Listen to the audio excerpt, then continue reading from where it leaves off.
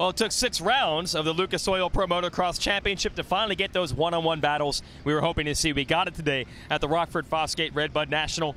Everyone wanted to know who was the fastest, but in the end, it actually came down to who didn't make the critical mistake in both classes. Well, we saw in the 250 class, we talk about Osborne and his consistency, and then the problem is everyone else, when they have that opportunity, they drop the ball. Both Martin brothers threw it away today in prime position. We saw Jeremy get the whole shot. He dumped it. Alex was leading late in the race. He dumped it. And then, of course, who's the beneficiary? Zach Osborne. He increases his point lead. It's got to be frustrating for those guys, but they're the ones making the mistakes. And it's just opening the door for Osborne to just keep doing what he's doing. Then you go to the 450 class. Every time we think, who's it going to be? Someone has a good weekend, and then we saw it again today. Blake Baggett.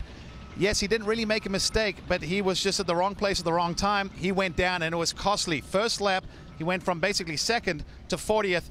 Very hard to come back, and crucially, lost out in points and lost the points lead. Yeah, in the first moto, it was a great battle where Osborne was trying to get Jeremy Martin. They battled all the way to the end. And Baggett was trying to come back on Tomac. They battled all the way to the end. So we know this. If we hook these guys up in a race again, it should be more good racing. But if you're Osborne or Tomac, you're looking good in the series right now. Yeah, I think right now, especially for Osborne, he's been the one guy that's been able to put it together week in, week out.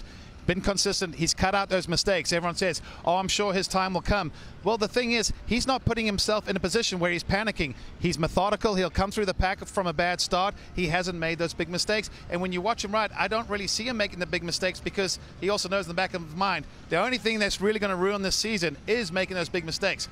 Easier said than done. But in the 450 class, we saw Baggett. He came in. He started going on a tear, winning race after race. Said a few things on social media and to the public, which I know didn't set well with some of his competition. And maybe with Anderson, there was a little extra added motivation in that pass, just kind of ran him a little higher there, left him out to dry, and you know, made a big difference in the points. Absolutely. So Anderson pretty close to Baggett in the standings, and a good bounce back, by the way, for Marvin Musquin to get back on the podium after 2 bad weekends with a knee injury. We got one more race before we go on a break. It'll be Southwick next weekend. We'll have coverage on MAV TV.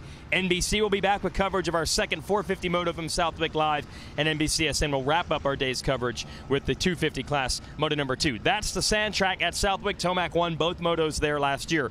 Let's see if Baggett, Anderson, Musquin, or someone could try to stop him from re-grabbing control of this series next week.